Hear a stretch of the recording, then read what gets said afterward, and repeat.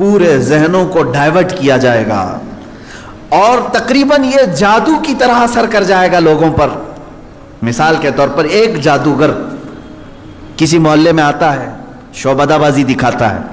پہلے تو ہوتا تھا سڑکوں پر ہی کھڑے ہو جاتے تھے، سانپ کا کھیل دکھانے والے یا کسی بچے کو لیٹا کر چادر اوڑھا کر اس کی گردن الگ کر کے دکھانے والے، یہ شعبدہ بازی ہوتی تھی.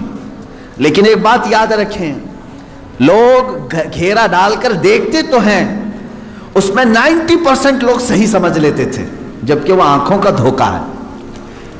بہت ساری چیزیں اتنے شارپ طریقے سے وہ جادوگر کر کے دکھاتا ہے کہ تمہاری آنکھوں کو دھوکہ ہوتا ہے. لیکن میرے عزیزو، اسی مجمع میں 5 یا 10% ایسے لوگ بھی ہوتے ہیں جو اس کے ان کاموں پر یقین نہیں کرتے.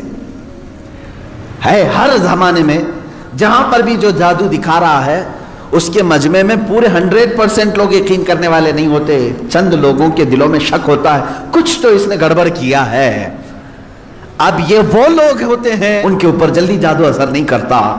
اسی طرح میرے عزیزو، آج کے زمانے میں یہ جو دجالی نظام قائم ہے اس کا اثر بھی بھولے بھالے لوگوں میں تقریباً ہو جاتا ہے. لیکن سلیم فطرت والے جو عقل سلیم رکھتے ہیں ان پر ان کا جادو اثر نہیں کرے گا. اب آپ سب کو میں پہلے سے آگاہ کر رہا ہوں، قرآن کا چیلنج ہے کہ یہ پوری دنیا میں غالب آ کر رہے گا، غالب آ کر رہے گا، اور قرآن کی کوئی بات جھوٹ ہو نہیں سکتی. اسلام غالب آئے گا پوری کائنات پر. سب سے بہتر، سب سے برتر جو دین کہلائے گا دنیا میں وہ اسلام ہوگا، کیونکہ یہی دین حق ہے جس کے متعلق قرآن پاک نے ارشاد فرمایا. اب یہ کب غالب آئے گا، کیسے غالب آئے گا؟ رسول پاک صلی اللہ تعالیٰ علیہ وسلم تشریف لائے تھے تو صرف مکہ والوں میں یہ دین کا پرچار کرنا مقصد نہیں تھا، بلکہ یہ دین عالمی ہے، آفاقی مذہب ہے، ہر کونے کونے تک پہنچانا یہ مقصد رہا ہے. اسی لیے رسول پاک صلی اللہ تعالیٰ علیہ وسلم نے مدینہ طیبہ ہجرت فرمانے کے بعد کچھ خاص صحابہ کو سفیر بنایا اور خط لکھے بادشاہوں کے نام، کسریٰ کے نام پر، شاہ مقوقس کے نام پر، روم کے بادشاہ کے نام پر. یہ خطوط لکھے گئے اور صحابہ لے کر پہنچے بھی، اور ان کے درباروں میں بادشاہوں کو ڈائریکٹ انہوں نے اسلام کی دعوت دی. کون؟ صحابہ اکرام نے. اور کہا اسلم تسلم، اسلام لاؤ امن پا جاؤ گے. چھوٹی گلیوں میں نہیں، صحابہ نے براہ راست کس پہ تبلیغ کیا؟ بادشاہوں پر. اور ان میں کچھ بادشاہ دائرہ اسلام میں آ بھی گئے اور کچھ ظلم و زیادتی بھی کیے صحابہ کے ساتھ.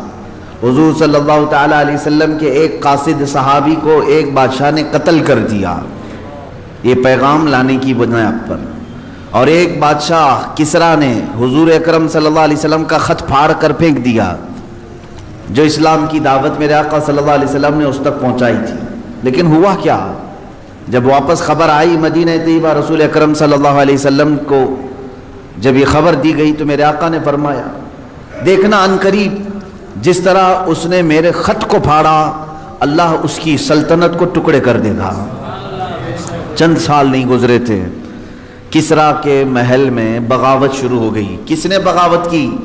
خود اس کے گھر والوں نے، اس کے بیٹوں نے، یہاں تک کہ بادشاہ کو قتل کر دیا گیا. بادشاہ کو قتل کر دیا اس کے اپنوں نے. اور اس کی سلطنت جو کسریٰ سپر پاور تھا اس وقت کا امریکہ تھا، اس کے اتنے ٹکڑے ہو گئے کہ 14 صدیاں گزر گئی، آج تک دوبارہ کوئی کسریٰ آیا نہیں. وہ سپر پاور کبھی دوبارہ دنیا میں آ نہیں سکا.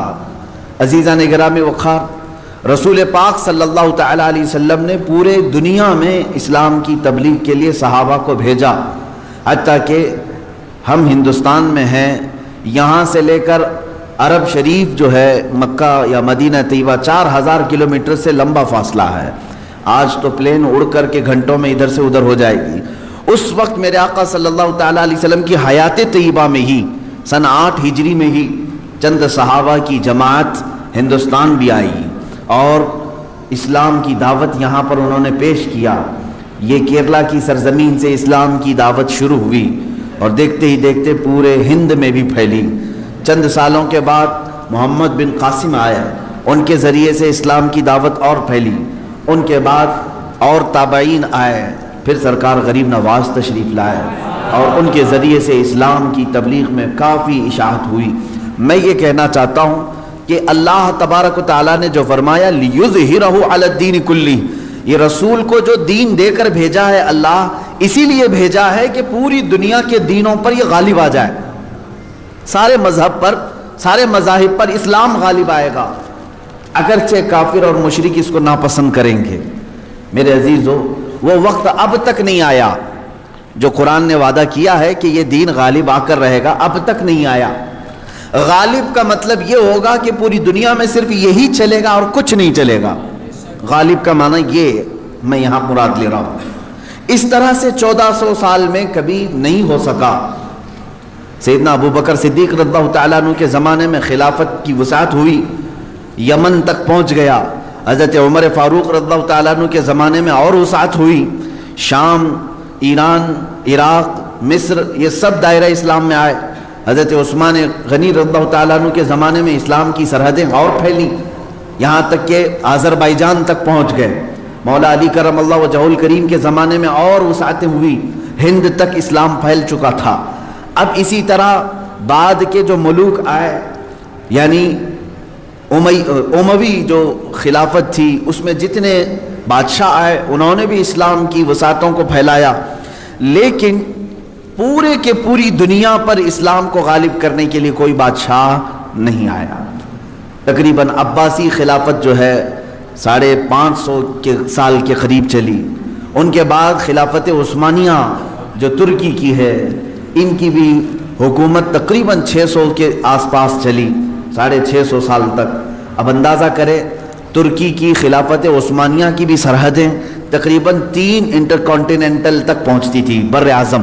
افریقہ بھی اس میں شامل تھا، ایشیا کے بہت سارے ممالک شامل تھے، یورپ کے بھی کئی ممالک اس میں شامل تھے ترکی کی خلافت عثمانیہ کے اندر میں۔ پھر بھی غالب جس کو کہتے ہیں وہ نہیں تھا، بہت سارے ممالک اسلام میں نہیں تھے۔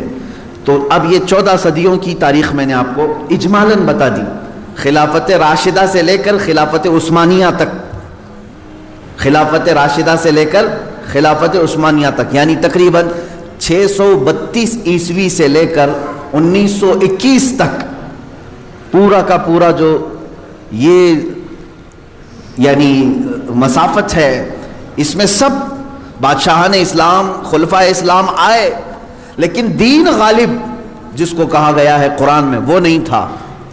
ہاں چند ملکوں میں ہے، آج بھی 57 کنٹریز میں اسلام ہے، تقریباً اسلام تو پوری دنیا میں ہے، لیکن 57 کنٹریز ایسی ہیں جو اپنے آپ کو اسلامی ملک کہتی ہیں، جہاں کے بادشاہ، جہاں کا نظام اکثر بیشتر اسلام سے ملتا جلتا ہے۔ اسلامی کنٹریز کے نام پر 57 ملک آج بھی ہیں، لیکن پھر بھی جو اللہ نے فرمایا پوری دنیا میں غالب آئے گا وہ نہیں ہوا۔ اب ہم رب تعالیٰ سے پوچھتے ہیں مولا وہ کب آئے گا جب پوری دنیا پر صرف دین اسلام غالب ہوگا اور رسول کا یہ دین غالب آ کر رہے گا، یہ بات طے ہے۔ جب اللہ نے فرمایا تو ہونا ہے۔ اس سے پہلے جو حالات آئیں گے وہ بھی میں بتاؤں گا آج کی اس گفتگو میں۔ رسول پاک صلی اللہ تعالیٰ علیہ وسلم سے ہی پوچھ لیتے ہیں کہ آقا آپ کا لایا ہوا یہ دین پوری دنیا کے چپے چپے میں کب پھیلے گا، کب ہر انسان دائرہ اسلام میں رہے گا؟ اللہ کے نبی صلی اللہ تعالیٰ علیہ وسلم ارشاد فرماتے ہیں قیامت کے قریب میری اولاد میں ایک میرا بیٹا پیدا ہوگا جس کا نام محمد ہوگا، حضور صلی اللہ علیہ وسلم کے نام پر ہوگا، اور دنیا اسے لقب سے یاد کرے گی مہدی کے نام سے۔ اور حضور اکرم صلی اللہ علیہ وسلم نے ارشاد فرمایا میری نسل میں، میری اولاد میں، حضرت فاطمہ کی اولاد میں جب وہ پیدا ہوں گے دنیا میں اور پھر ان کی خلافت قائم ہوگی تو فرمایا گیا کہ پوری دنیا میں صرف اور صرف اسلام غالب آ کر رہے گا۔ اب وہ زمانہ کب آئے گا؟ ہاں اللہ کا وعدہ برحق ہے، اللہ نے فرمایا یہ دین پوری دنیا پر غالب آ کر رہے گا، چاہے تم پسند کرو نہ پسند کرو۔ اب میری گفتگو کو بھی بہت سارے لوگ ناپسند کریں گے، وہ یہی کہیں گے ایک سمپردائک بھاشن ہے، یعنی ایک دوسرے کے بھید بھاؤ کی بات نہیں۔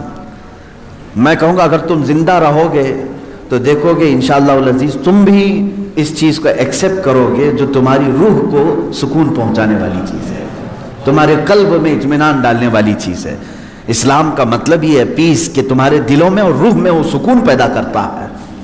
عزیزان گرامی وقار، اب رسول پاک صلی اللہ تعالیٰ علیہ وسلم کے فرمان کا مقصد میں آپ کو سمجھاؤں۔ حضور نے فرما دیا قیامت کے قریب میری اولاد میں میرا ایک بیٹا پیدا ہوگا جس کا نام میرے نام سے مشابہ ہوگا، یعنی محمد، اور اسے پورا زمانہ امام مہدی کے نام سے یاد کرے گا، اور وہ پوری دنیا میں کائنات میں اسلام کو غالب لا کر رہیں گے۔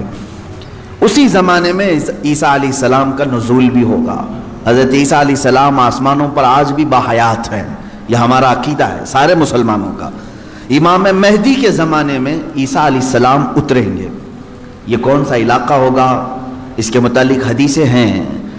حضرت امام مہدی کا جو ظہور ہے یہ کب پیدا ہوں گے یہ نہیں معلوم، ظاہر ہوں گے، پیدا ہو چکے ہوں گے، آج بھی ہو سکتا ہے، ممکن ہے، پاسبل ہے۔ جب ان کی عمر پاک 30-40 سال کے آس پاس ہوگی اور یہ مکہ مکرمہ میں خانہ کعبہ کے طواف کے دوران ایک لشکر آئے گا جو خانہ کعبہ کو ڈھانے کی کوشش کرے گا، حملہ کرے گا، اور حضرت امام مہدی دعا کریں گے۔ آپ کی دعا کی بدولت اللہ تعالیٰ اس آئے ہوئے لشکر کو زمین میں دھنسا دے گا۔ لوگ اسی دن پہچان لیں گے اور ان کے ہاتھ پر خانہ کعبہ کے سامنے بیعت کریں گے۔ اب یہاں سے امام مہدی کا ظہور ہوگا، لیکن اتنا آسان نہیں ہے کہ سب مہدی مہدی کرتے ہوئے ان کے پیچھے چل پڑیں گے، بلکہ ان کے جانی دشمن بن جائیں گے وہاں کچھ لوگ جو ان کو قتل کرنے کی یا ہلاک کرنے کی کوشش کریں گے۔ امام مہدی اپنے متبعین کو لے کر ملک شام کی طرف چلے جائیں گے۔ اب ملک شام وہ ہے جس زمین کو میرے آقا صلی اللہ تعالیٰ علیہ وسلم نے ارشاد فرمایا یہ حشر کی زمین ہے، یہ حشر کی زمین ہے، سارے لوگ ہانکتے ہوئے ادھر ہی لے جائے جائیں گے۔ آج شام سے سب بھاگ رہے ہیں، بمباری ہو رہی، لیکن میرے آقا نے فرمایا ایک زمانہ ایسا آئے گا کہ سب ہجرت کر کے ملک شام کی طرف جا رہے ہوں گے، سب جمع ہو رہے ہوں گے، ملک شام جمع ہو رہے ہوں گے، اور وہاں امام مہدی پہنچیں گے اور وہاں آپ کی خلافت قائم ہوگی، اور عدل و انصاف اس قدر ہوگا کہ پھر وہ زمانہ آئے گا کہ شیر اور بکری ایک ساتھ چر رہے ہوں گے، کوئی ایک دوسرے پر حملہ نہیں کرے گا، اتنا امن قائم ہوگا۔ یہ رسول پاک صلی اللہ علیہ وسلم کی احادیث میں ہے۔ اب امام مہدی کی امامت کے دوران وہ فجر کا وقت ہوگا جب حضرت عیسیٰ علیہ السلام آسمان سے اتریں گے اور جماعت کھڑی ہونے والی ہوگی، قائم ہونے والی ہوگی۔ حضرت عیسیٰ علیہ السلام ایسے اتریں گے جیسے ان کے جسم پر نہائے ہوئے قطرے ٹپک رہے ہوں۔ آپ کو حضرت امام مہدی پہچانیں گے اور آپ کو لا کر کے مصلی کی طرف بڑھائیں گے۔ نبی اللہ ہیں، روح اللہ ہیں، عیسیٰ ابن مریم سلام اللہ علیہ، قرآن پاک میں جن کے تذکرے ہیں، وہ اللہ تبارک و تعالیٰ کی نشانیوں میں سے ایک نشانی ہے، وہ عیسیٰ آئیں گے۔ اب وہ نبی جب امام مہدی ان کو آگے بڑھائیں گے، حضرت عیسیٰ علیہ السلام امامت کے لیے آگے نہیں بڑھیں گے، اور کیا فرمائیں گے؟ ارشاد فرمائیں گے کہ یہ مصلی امامت امت محمدیہ کا حق ہے، آپ امت مصطفیٰ ہیں، آپ امامت کریں، ہم مقتدی بنتے ہیں۔ اللہ اکبر، رسول پاک صلی اللہ علیہ وسلم کے مقتدی بنے سارے انبیاء، یہ تو معلوم ہے، لیکن رسول کی ایک امتی کے مقتدی بھی عیسیٰ علیہ السلام بن رہے ہیں۔ میرے عزیزو، یہاں نبوت کا درجہ گھٹانا مقصد نہیں ہے، بلکہ یہاں امت مصطفیٰ کی فضیلت بتانا ہے۔ امام مہدی کی امامت ہوگی، اس کے بعد پھر جو دنیا میں حالات ہوں گے وہ کیا ہوں گے؟ دجال آ چکا ہوگا اور دجال اپنے فتنے پھیلا رہا ہوگا، اور اب دجال کو کون مارے گا، کون ختم کرے گا؟ سارے لوگ پریشان ہو چکے ہوں گے، قتل عام کر رہا ہوگا لوگوں کو، ایمان والوں کا، جو اسے خدا کہے اسے چھوڑ دے، اور جو اسے خدا نہ مانے اسے دونوں پیر پکڑ کر چیر دے یا گرم کھولتے ہوئے تیل میں ڈال دے، ظلم و ستم کی حد کر دے گا۔ کچھ لوگ ڈر کر کے کفر کر دیں گے، شرک میں مبتلا ہو جائیں گے، اور کچھ ایمان پر قائم رہیں گے، لیکن یہ زمانہ زیادہ دن تک نہیں چلے گا۔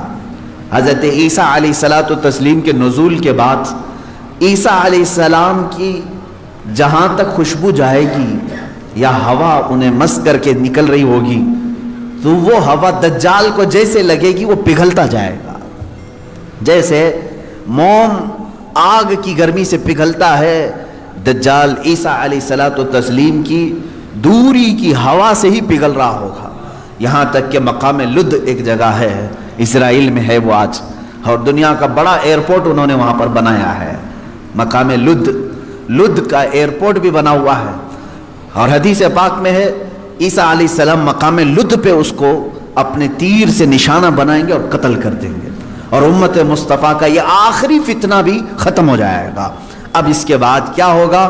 وہی آیت جو میں نے تلاوت کیا، اللہ نے فرمایا هو الذی ارسل رسولہ بالہدی ودین الحق لیظہرہ علی الدین کلہ، وہ اللہ ہے جس نے اپنے رسول کو دنیا میں بھیجا ہے ہدایت کے ساتھ اور دین حق کے ساتھ، اس لیے کہ اس رسول کا دین پوری دنیا پر غالب آ کر رہے۔ اب یہ دین غالب آئے گا دجال کے خاتمے کے بعد امام مہدی کے ہاتھوں سے۔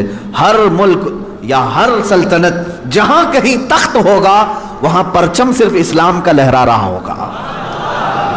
وہ زمانہ آئے گا، وہ غالب ہو کر رہے گا دین، اور اللہ رب العزت نے یہ ارشاد فرمایا ہے کہ تم پر کسی اور کو پھر اللہ غلبہ نہیں دے گا۔ یہ زمانہ بھی کافی سال تک چلے گا، لیکن اس غلبہ اسلام سے پہلے کیا کیا ہونا ہے وہ بھی تو ہمیں جاننا ضروری ہے۔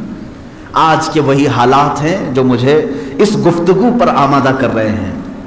میں نے بات تو کہہ دی آپ کو، حدیث کی روشنی میں بتا دیا کہ اسلام غالب آئے گا پوری کائنات پر دجال کے خاتمے کے بعد اور امام مہدی کے ہاتھوں سے۔ اب یہ دو بڑی نشانیاں حضور نے فرمائی، ایک تو حضور کی آل میں سادات میں امام مہدی پیدا ہوں گے، دوسرے کہ دجال آئے گا۔ یہ دونوں کا زمانہ ایک ہے۔ یہ کب ہوگا؟ کیا اس سے پہلے کچھ نشانیاں ہیں کہ دجال آنے والا ہے؟ میرے عزیزو، ہم سے زیادہ نشانیاں یہودی پڑھ کر کے انتظار میں، عیسائی پڑھ رہے ہیں۔ ایک بات یاد رکھیں، دجال کے دشمنوں میں ہم ہیں اور عیسائی ہیں۔ وہ دجال کو اپنا دشمن سمجھتے ہیں عیسائی، وہ اینٹی کرسٹ ہے، عیسائیوں کا بھی وہ دشمن ہے، لیکن یہودی اس کو اپنا مسیحا سمجھتے ہیں۔ وہ کہتے ہیں ہمیں نجات دلانے والا، ہمیں پوری دنیا میں غالب کرنے والا۔ جیسے آج ہم حدیث پاک پڑھ کر کے کہہ رہے ہیں امام مہدی آئیں گے اور پوری دنیا میں اسلام غالب ہوگا، یہودی یہ کہتے ہیں لوسیفر آئے گا یا دجال آئے گا، جس کو وہ مسیحا کہہ رہے ہیں، اور وہ ان کو نجات دلائے گا سارے ظلموں سے اور پوری دنیا میں ان کی حکومت قائم کرنے میں ان کی مدد کرے گا۔ اور اس لیے دجال کے آنے سے پہلے جو جو نشانیاں ہونی ہیں یہ یہودی خود کر کے دکھا رہے ہیں۔ کیا ہے؟ بڑی مقدس کتابوں میں یہ باتیں لکھی گئی ہیں۔ دیکھنا دجال کے آنے سے پہلے دنیا میں ایک بڑی علامت یہ ظاہر ہوگی کہ دنیا حق کو باطل بنا کر پیش کرے گی اور باطل کو حق بنا کر پیش کرے گی۔ یہ ہے آج سچ کو جھوٹ میں تبدیل کر کے دکھا دیا جائے، شعبدہ بازی، اور اچھے خاصے لوگ بھی، پڑھے لکھے لوگ بھی اس کو جھوٹ سمجھنے لگ جائیں، یعنی سچ کو جھوٹ بنانا اور جھوٹ بات کو سچ سمجھانا۔ یہ اس کام میں اگر سب سے زیادہ مہارت کسی کو ہے تو یہ دجالی میڈیا کو ہے۔ میڈیا آج دجال کے آنے کے راستے ہموار کر رہی ہے، اور خود عالمی میڈیا کی بات کر رہا ہوں میں، پوری دنیا کی میڈیا اس میں ملوث ہے۔ ذہنوں کو ڈائیورٹ کر دینا، اصل مدے سے بھٹکا دینا، یہ کام کون کر رہا ہے آج؟ سب سے زیادہ میڈیا کر رہی ہے۔ میرے عزیزو، سچ بات کو جھوٹ بنا کر پیش کرنا یہ دجال کے آنے سے پہلے ہوگا، اور کثرت سے ہوگا، کثرت سے ہوگا۔ یوں سمجھ لیں ایک پرہیزگار متقی شخص کو لا کر کھڑا کر دیا جائے گا اور اسے 100 لوگ بولیں گے یہ چور ہے چور ہے چور ہے، اور دنیا سمجھنے لگے گی کہ ہاں شاید چور ہے، دنیا سمجھنے لگ جائے گی. یعنی تقریباً 90% لوگ ان کی باتوں پر یقین کرنے لگ جائیں گے کہ شاید یہ چور ہے، شاید یہ چور ہے. اور اسی طرح کسی ظالم منحوس چور کو لا کر کے وہ کھڑا کریں گے اور کہیں گے یہ پرہیزگار ہے، یہ پرہیزگار ہے، پرہیزگار ہے، اور دنیا اس کو پرہیزگار سمجھنے لگ جائے گی. کیا یہ دونوں چیزیں آج کرنے کے لیے پوری social media, internet, news channels نہیں ملوث ہیں اس میں؟ چوروں کو حکومت پر بٹھا کر کے ان کی فضیلت بیان کرنا ہندوستان سے زیادہ ہمیں کہاں نظر آئے گا؟ سب سے زیادہ ہمیں یہاں نظر آتا ہے جو پورے کے پورے ملک کو گبن کر کے بیٹھے، اسے مسیحات اور اسے لوگوں کا ایسا بے کسوں کا کس جس کو کہا جائے ایسا بنا کر پیش کرنا، یہ میڈیا کا رول ہے. عزیزان گرامی وقار، پورے ذہنوں کو ڈائیورٹ کیا جائے گا اور تقریباً یہ جادو کی طرح اثر کر جائے گا لوگوں پر. مثال کے طور پر ایک جادوگر کسی محلے میں آتا ہے، شعبدہ بازی دکھاتا ہے. پہلے تو ہوتا تھا سڑکوں پر ہی کھڑے ہو جاتے تھے، سانپ کا کھیل دکھانے والے یا کسی بچے کو لیٹا کر چادر اوڑھا کر اس کی گردن الگ کر کے دکھانے والے، یہ شعبدہ بازی ہوتی تھی. لیکن ایک بات یاد رکھیں، لوگ گھیرا ڈال کر دیکھتے تو ہیں، اس میں 90% لوگ صحیح سمجھ لیتے تھے، جبکہ وہ آنکھوں کا دھوکہ ہے. بہت ساری چیزیں اتنے شارپ طریقے سے وہ جادوگر کر کے دکھاتا ہے کہ تمہاری آنکھوں کو دھوکہ ہوتا ہے. لیکن میرے عزیزوں، اسی مجمع میں 5 یا 10% ایسے لوگ بھی ہوتے ہیں جو اس کے ان کاموں پر یقین نہیں کرتے. ہے ہر زمانے میں جہاں پر بھی جو جادو دکھا رہا ہے اس کے مجمع میں پورے 100% لوگ یقین کرنے والے نہیں ہوتے.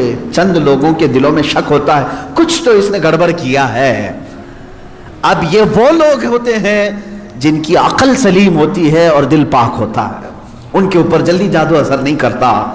اسی طرح میرے عزیزو، آج کے زمانے میں یہ جو دجالی نظام قائم ہے اس کا اثر بھی بھولے بھالے لوگوں میں تقریباً ہو جاتا ہے، لیکن سلیم فطرت والے جو عقل سلیم رکھتے ہیں ان پر ان کا جادو اثر نہیں کرے گا.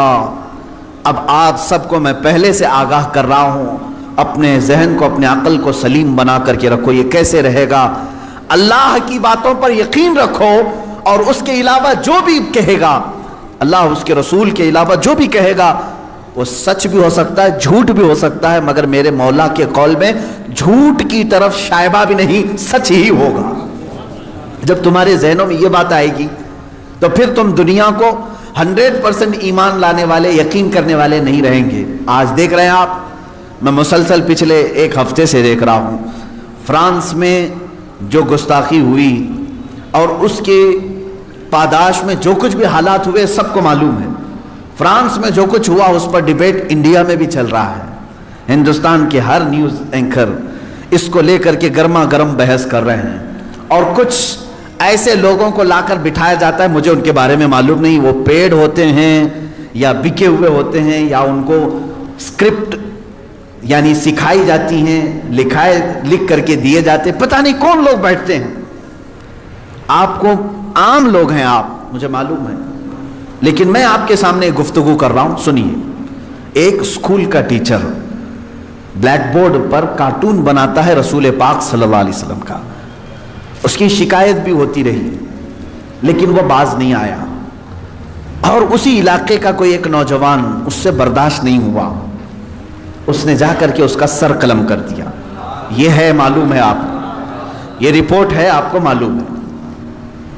اس نے سر قلم کر دیا، وہ اس کا اپنا پرسنلی معاملہ تھا، عبداللہ شیشانی جو بھی ہے. اب اس کو کیا چھوڑ دیا؟ لوگوں نے چھوڑ دیا عبداللہ کو، بلکہ اسی وقت گولیوں سے بھون دیا فرانس کی پولیس نے، ختم کر دیا. دونوں ختم ہو گئے، جن کے دونوں کے معاملات تھے وہ چلے گئے. اب میں ایک جملہ کہتا ہوں، تمہارے نزدیک عبداللہ شیشانی ٹیررسٹ ہے، یعنی اس نے سر قلم کیا اس لیے یہ ٹیررسٹ ہے. ہمارے نزدیک رسول کا خاکہ بنانے والا سب سے بڑا ٹیررسٹ، ظاہر سی بات ہے. اب فیصلہ یہی ہوگا، تمہارے نظر میں جو ٹیررسٹ تھا اس نے اس کو قتل کیا جو ہمارے نظر میں ٹیررسٹ تھا. بہرحال یہ معاملہ ہو گیا یا ختم ہو گئی بات.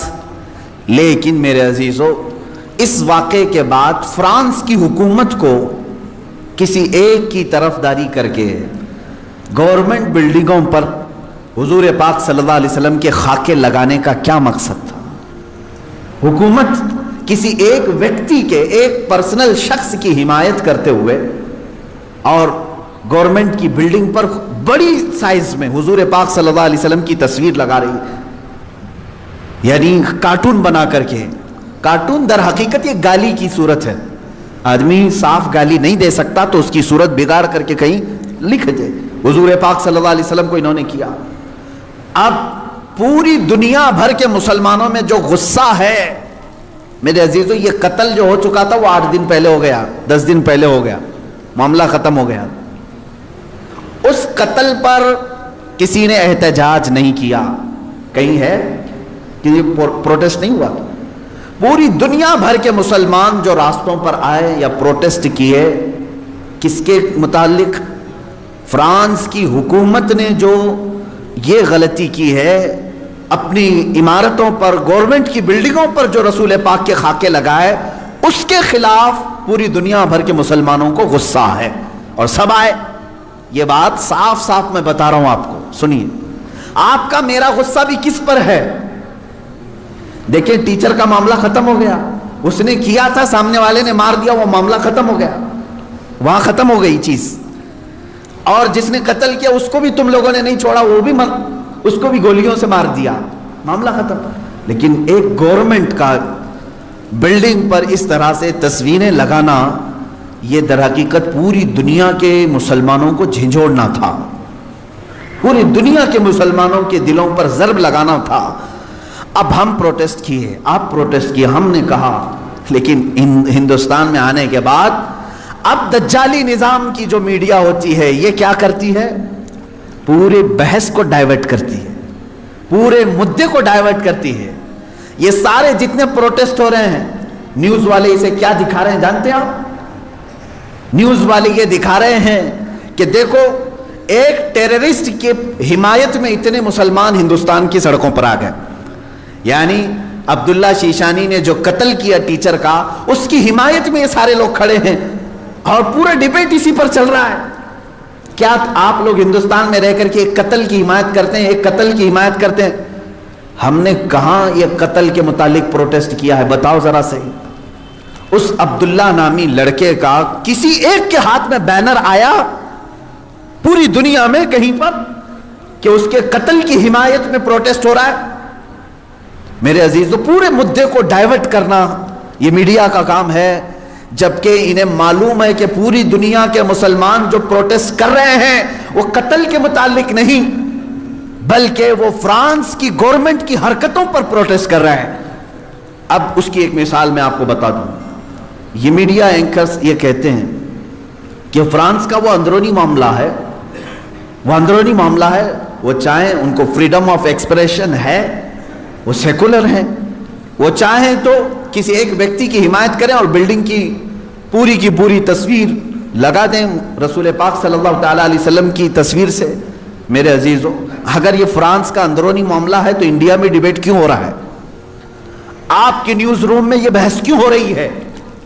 آپ یہ سمجھیں، اس زمانے کا سب سے بڑا خطرناک جال یہ میڈیا ہے، نیوز کا. جو اب ظاہر سی بات ہے، یہ ہماری بھی کلپس اٹھا کر کے چلائیں گے اور پھر ہمیں بھی بتائیں. بھڑکاؤ مولانا ہے، سامپردائک پھیلانے والے ہیں، ہماری گفتگو کو کاٹ کر کے پیش کریں گے، ان کا کام ہی وہ ہے. لیکن میں آپ کو بتاؤں کہ پورے ہندوستانی مسلمانوں کے دماغ کو ڈائیورٹ کر رہا ہے کہ تم لوگ جو پروٹیسٹ کر رہے ہو، ایک قتل کی حمایت میں کیسے پروٹیسٹ کر رہے ہو؟ ان سے کوئی بھی ڈیبیٹ میں بیٹھنے والا یہ نہیں کہہ رہا ہے، بلکہ وہاں ثابت کرنے کی کوشش کر رہے ہیں قتل ایسا ہو سکتا ہے، ویسا ہو سکتا ہے. میرے عزیز، یہاں کہنا تو یہ چاہیے تھا قتل ہوا اور اس کے مقابل میں جس نے قتل کیا اس کا بھی قتل ہو گیا. ہم اس مدے پر بات نہیں کر رہے ہیں، ہم تو گورنمنٹ کے خلاف بات کر رہے ہیں جو فرانس کی حکومت نے اپنی عمارتوں پر میرے آقا کی تصویر کشی کی ہے، ہم اس کے خلاف کھڑے ہیں. اب مجھے ایک بات بتائیں، کیا کسی ایک شخص کے کچھ ایسا قتل کرنے کی بنیاد پر پوری دنیا بھر کے 180 کروڑ مسلمانوں کے نبی کی توہین کرنا جائز ہو سکتا ہے؟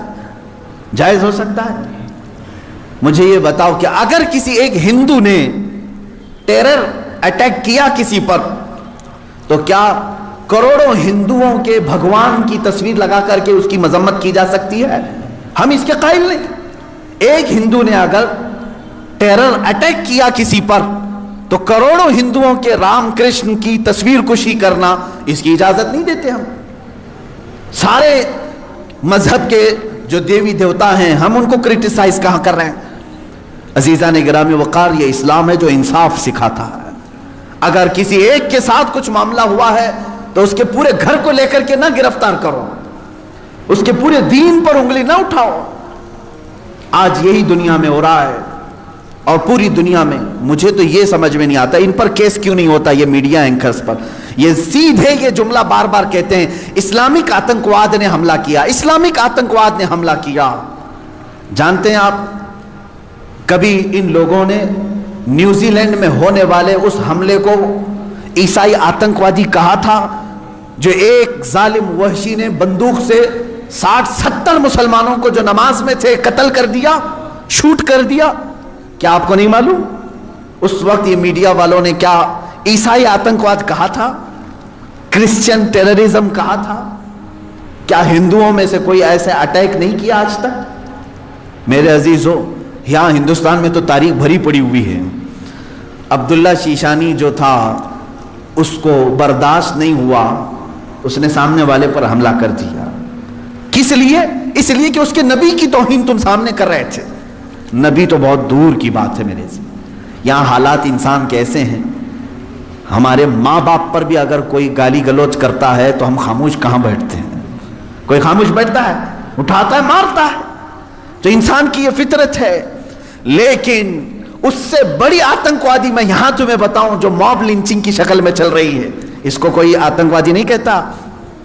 ایک تبریز کو پکڑ کر کے سارے یہ سنگی جو اصل بھنگی ہیں سب مارتے ہیں اور قتل کر ڈالتے ہیں۔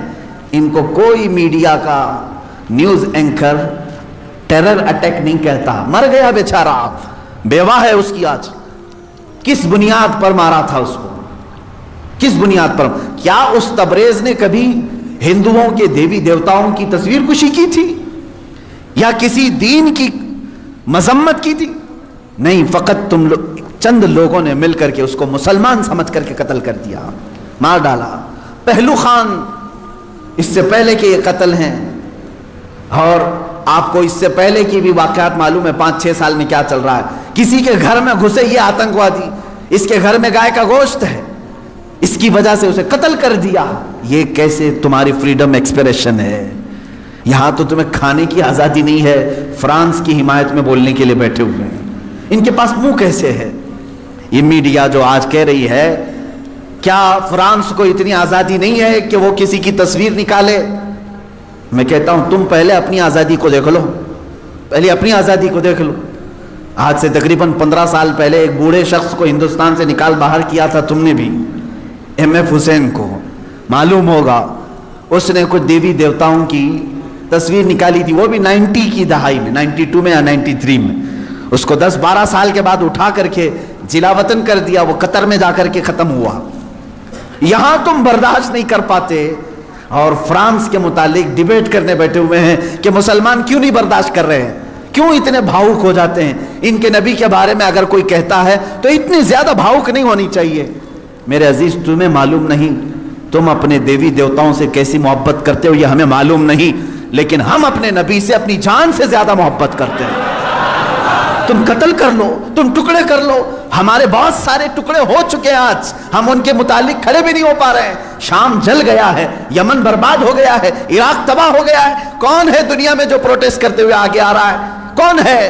اس لیے کہ ہم اپنے ٹکڑے تو برداشت کرتے ہیں، نبی کی شان میں ادنا توہین برداشت نہیں کر سکتے۔ یہ ہماری جان سے زیادہ کا معاملہ ہے۔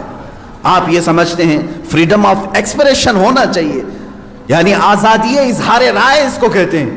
اپنی رائے کے اظہار کرنے کی آزادی دے کر کے دکھاؤ، یہاں ہم پر کیس کر دیں گے، آپ نے ایسی باتیں کیوں کی؟ میں آپ سے پوچھتا ہوں، کیا مجھے فریڈم آف ایکسپریشن نہیں ہے؟ فریڈم آف سپیچ نہیں ہے؟ ہمیں گفتگو کرنے کی ہمارے پاس یہاں پر کسی کو آزادی نہیں؟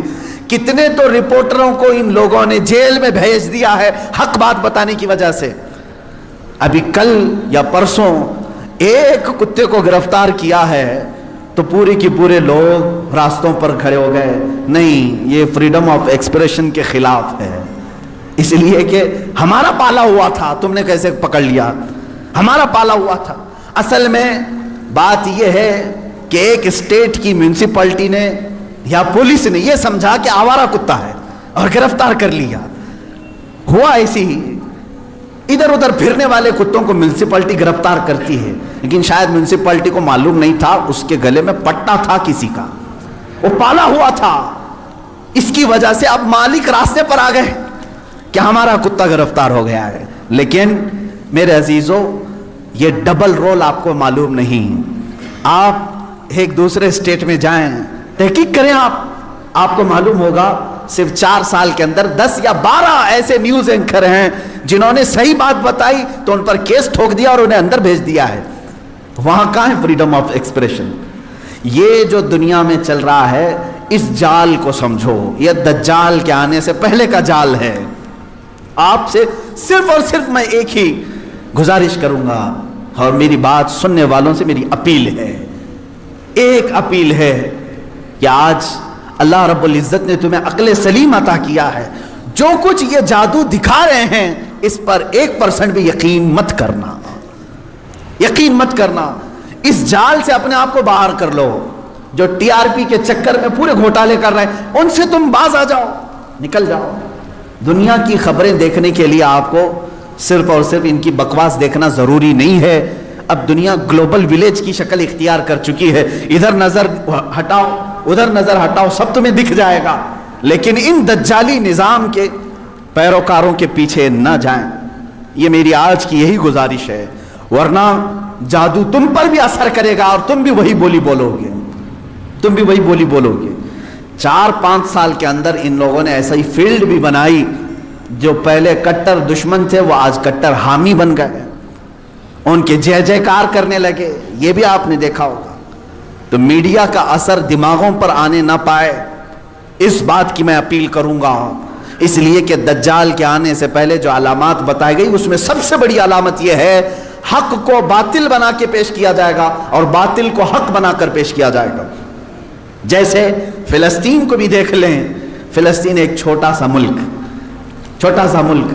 یہ فرسٹ ورلڈ وار میں مسلمانوں کی آبادی پوری 4000 یہودیوں کو رہنے کے لیے شرن دیا گیا، شرن کہتے ہیں نا، پناہ دی گئی 4000 یہودیوں۔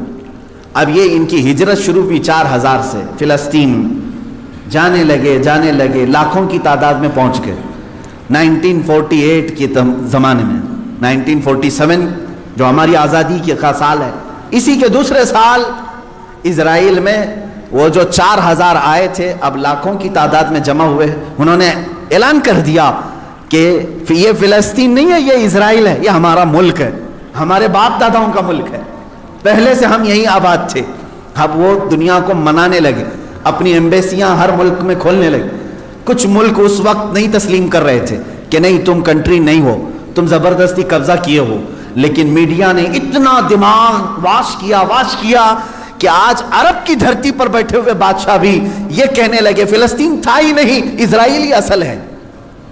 مان لیا، یہ جادو اثر کر گئے۔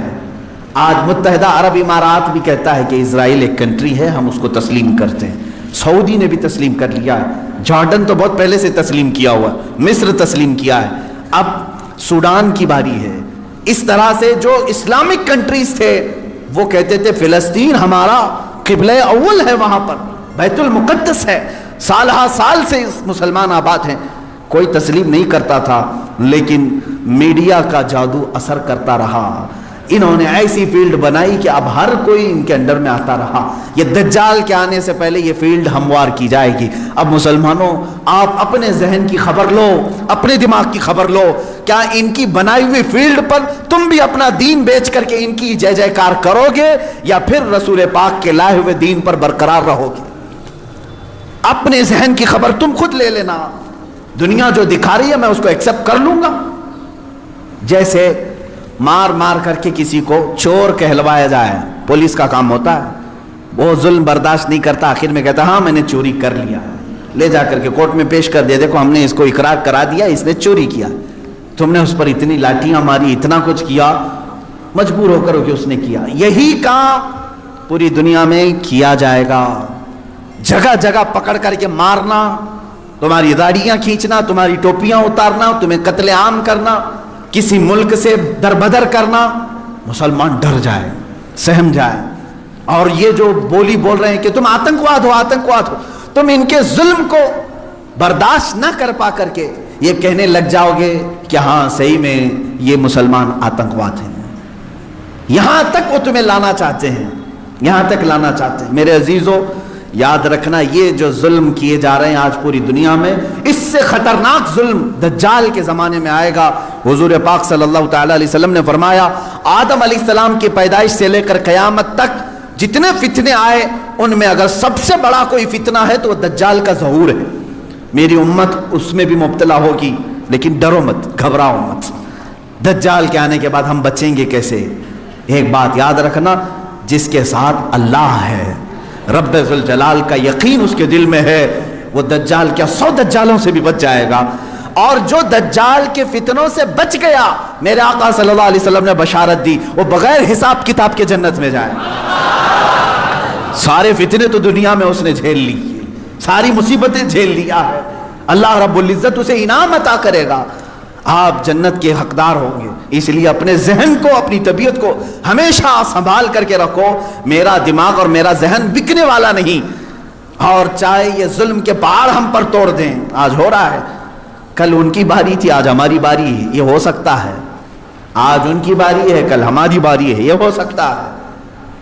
ہم اگر اس ظلم کے شکار ہو گئے تو اے میرے سننے والوں, کبھی نہ گھبرانا, کبھی نہ گھبرانا.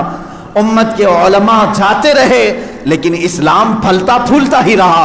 آج اگر ہمارے خون کی اسے ضرورت ہے تو ہم اپنے خون سے اس کی سچائی کریں گے, اس لیے کہ ہم یزیدی نہیں, ہم حسینی کردار رکھتے ہیں. ضرورت پڑے تو اسلام کے لیے اپنے خون سے آبیاری کی جائے گی اور دین اسلام کی حفاظت کی جائے گی. آپ سب اپنے اختلافات کو ختم کرو. ان دجالی نظاموں پر آپ یقین کبھی مت رکھنا.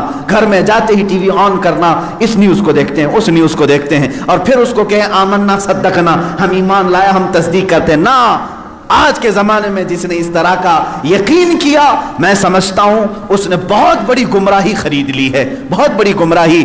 ہاں, جب قرآن کھولنا تب کہنا آمنا و صدقنا, میں ایمان لاتا ہوں اور اس کی ہر بات پر تصدیق کرتا ہوں. اس لیے قرآن نے کہا ہے, هو الذی ارسل رسولہ بالہدی ودین الحق لیظہرہ علی الدین کلہ ولو کرہ المشرکون. وہ اللہ ہے جس نے اپنے رسول کو ہدایت کے ساتھ بھیجا ہے اور ایک حق دین دے کر کے بھیجا ہے.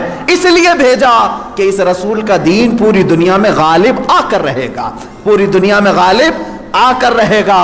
انشاءاللہ العزیز وہ دن آئے گا جب ہر گھر پر, ہر پارلیمنٹ پر پرچم اسلام لہرا رہا ہوگا. میرے نبی کا, مصطفیٰ کریم صلی اللہ تعالی علیہ وسلم کا نظام بول رہا ہوگا.